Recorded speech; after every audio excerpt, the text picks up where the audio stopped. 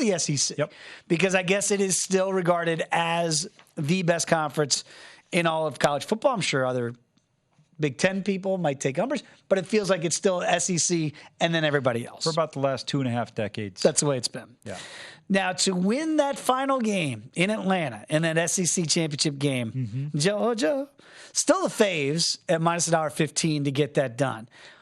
I don't want to keep calling this the Nick Saban revenge tour, but at 3-1, you know this is sticking in his craw just a little bit, that all of a sudden it's not Bama that we're talking about year in and year out, that it is Georgia that feels like now has that top spot.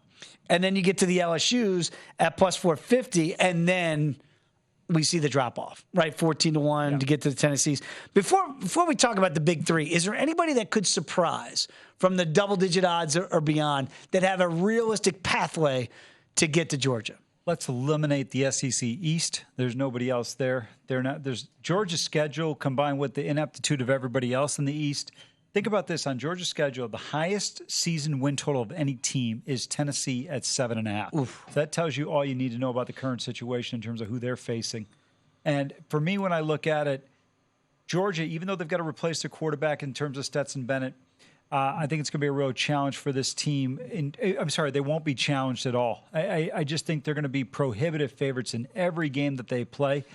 They should get to Atlanta, no problem. On the other side, Alabama. Obviously, there's a ton of affinity for LSU. I think LSU should be a good team. And what helps LSU is they get the early test against Florida State in Orlando to open the season on Sunday, Labor Day weekend. But that game, even if they lose, doesn't even really hurt them. It does in terms of a playoff standpoint, because then your margin for error diminishes greatly.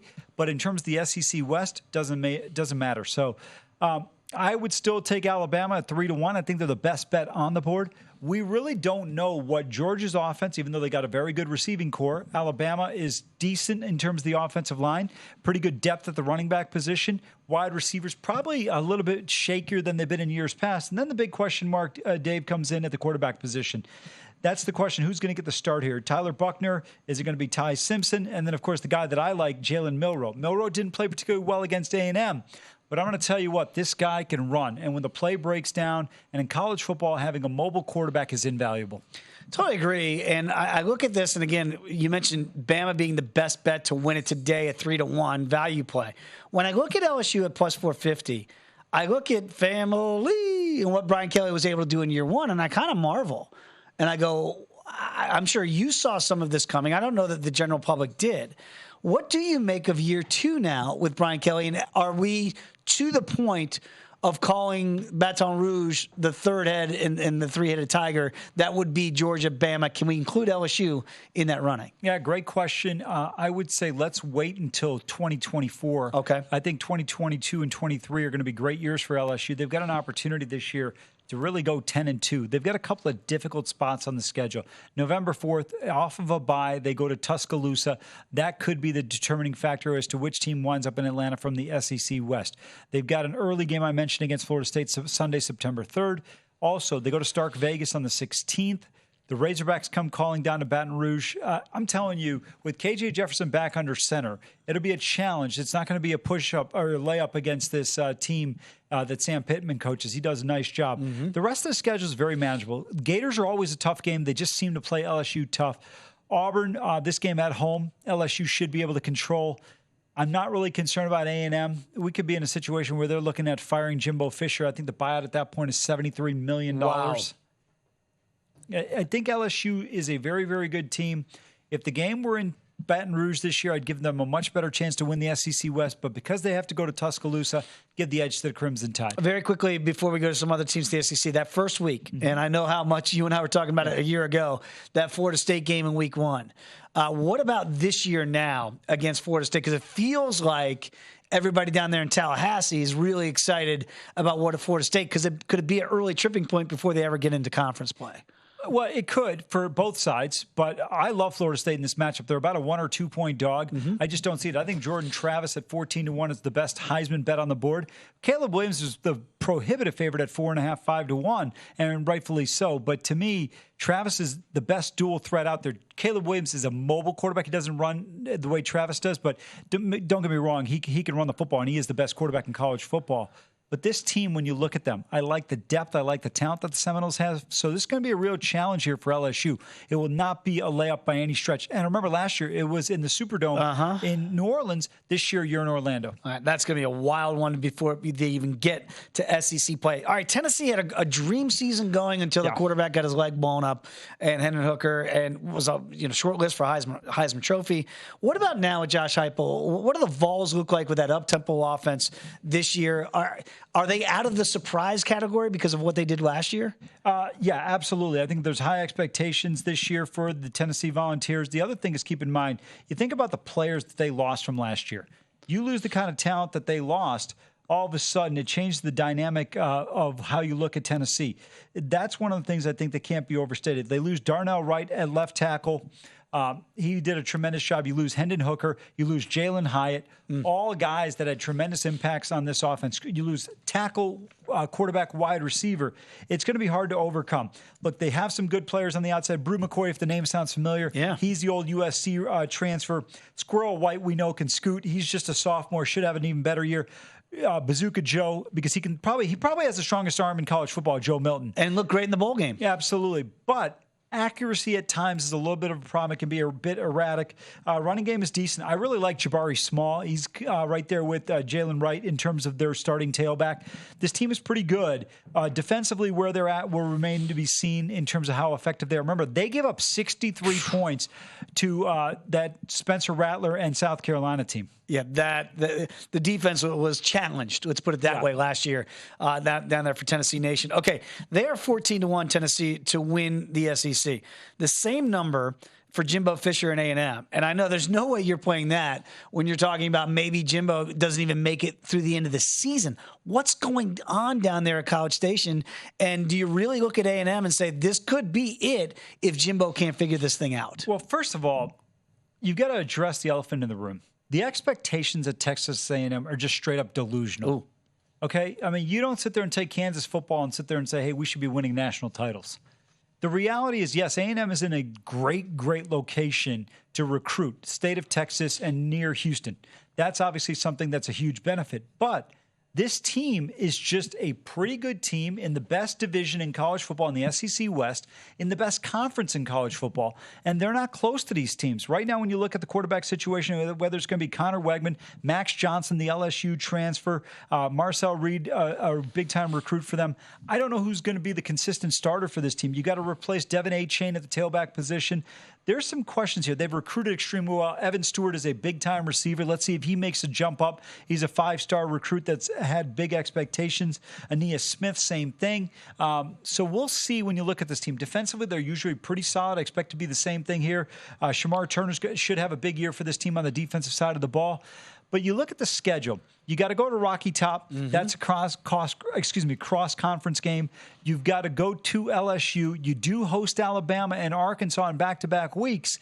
But overall, I think this team, and they got to go to Miami as well. So this team, if the season breaks well, I think they're 9-3. Realistically, probably about a 7-5 team. Wow. And see, that's the thing. So what's the number of wins that Jimbo has to have in order to keep his job? And then, two, does he want to keep his job? Is he looking for the backdoor exit of like, man, you've already paid me. Go ahead, buy me out, boosters. Go ahead, and I'll take my wares back to Florida or somewhere else. Yeah, I think that's an interesting point you bring up. I don't know if he'll get an opportunity, another big program if he gets fired here, because that would be two programs he's been fired at. But the reality of it is, I think he's a guy that right now really has got to get to 9 wins, maybe 10 wins. I don't know if they're going to be able to do that. You've got to beat Bama at home. You've got to get the Miami win just to get the season rolling. I'm going to tell you, Dave, if they lose that game against Miami, you're going to start to hear the issues come about with this team. Whew.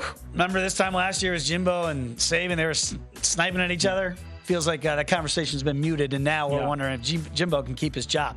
Okay, when we come back, let's talk a little bit more college football, maybe some other teams in the SEC. If we don't think they can win the conference, obviously some other ways to attack them. Come on back, Sharp Money here on VSiN. So we kind of went through the heavy hitters, if you will, obviously the Georgia, Alabamas, LSUs, Tennessees, and the A&Ms of the world. And then after you get from those numbers, which was the longest of those good teams are 14-1s for Tennessee and A&M to get to Georgia and win it. Then we really start going long shots. The Ole Misses, the Auburns, South Kakalakis, Floridas, and beyond. I want to start down there at the Grove at Ole Miss, 45-1. Now, I'm not sure, but I don't believe Eli Manning's walking through that door. What do you make of what Lane's got cooking down there at Ole Miss? Is this a team, we know what style they want to play. Do they have the athletes to run what they want to run? Yeah, in theory they do, right? You've got Jackson Dart back at quarterback, the USC transfer. Spencer Sanders transfers in from Oklahoma State. Good mobility in case Jackson Dart's not the guy. And then you've got Walker Howard, an LSU transfer there. So they do have some good depth at quarterback. They could be effective here. Zachary Franklin transfers in as well. He's a guy that can be effective for them on the perimeter. Remember, he's a guy that they're going to need to be effective as he comes over. As he transferred from UTSA, was a tremendous receiver for that offense with that team.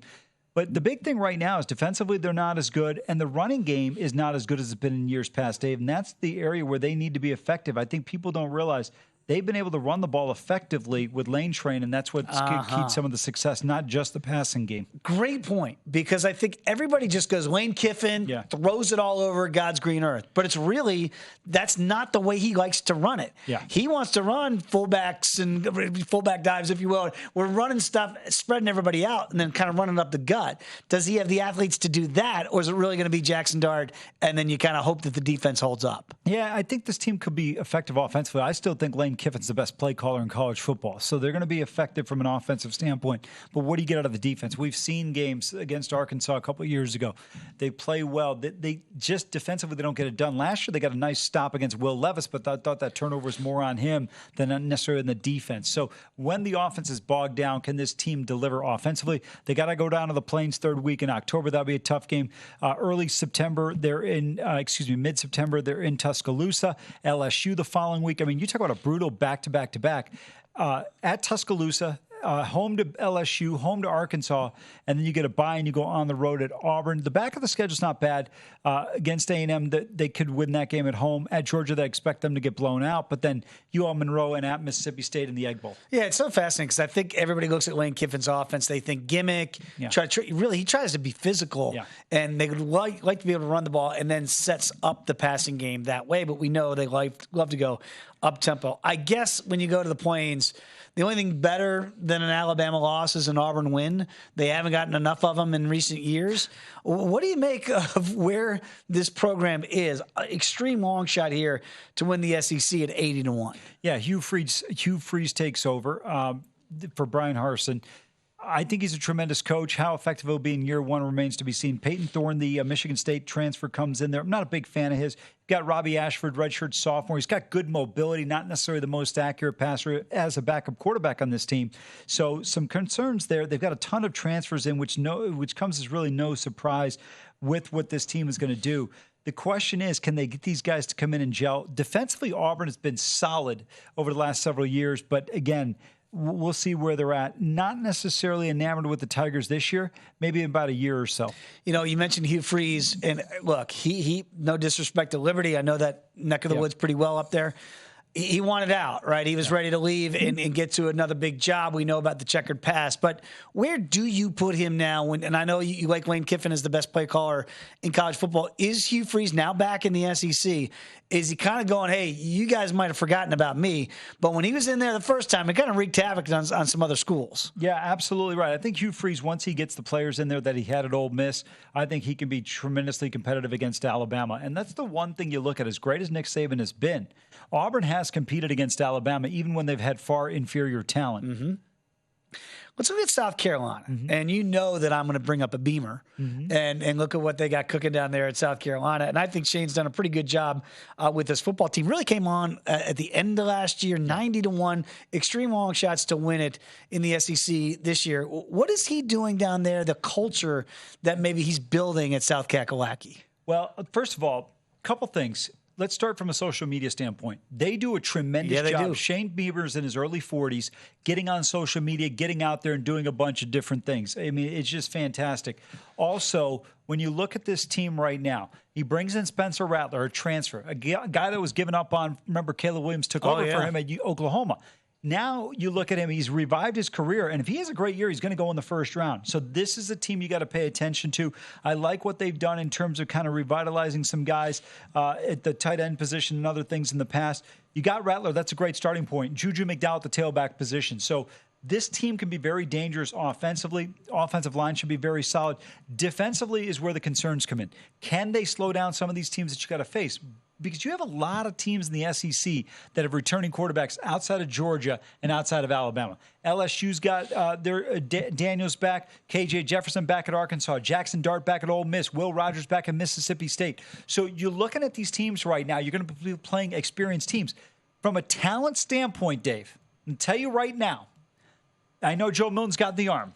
The best quarterback in the Southeastern Conference resides in Columbia, Missouri. Woo!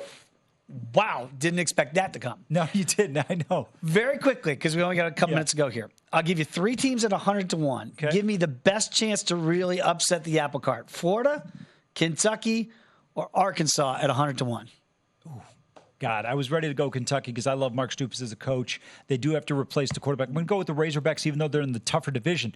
Now, let me amend that. I'm going to go Kentucky. Kentucky, because they know what they want to do. They're going to defend, they're going to run the football, and then they're going to beat you a little bit through the air when the opportunities present itself. But I think you're absolutely right in terms of your question.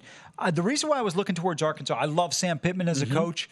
I think he's a tremendous defensive coach. You bring back KJ Jefferson, but Mark Stoops, this guy gets more out of his talent than almost anybody in college football. If you gave Mark Stoops some more talent, I think this team would be much better. Now, Devin Leary comes in, the NC State transfer. We'll see how effective he can be. I'm not a big fan of his, but let's see how effective he can be in this scenario here.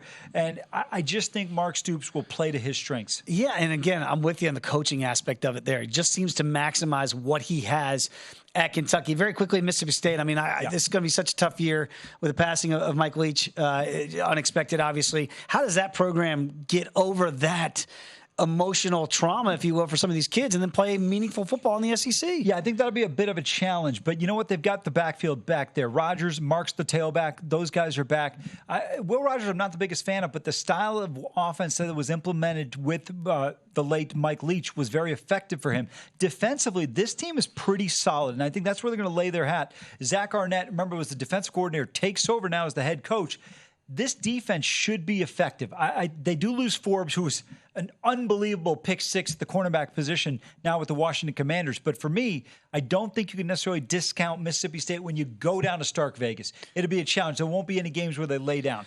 Absolutely love it. Mizzou 150-1, and then the ultimate long shot in the SEC. Vandy. Smart guys. 1,500-1. Make it long. Go to VSiN.com/subscribe to become a VSiN Pro subscriber today.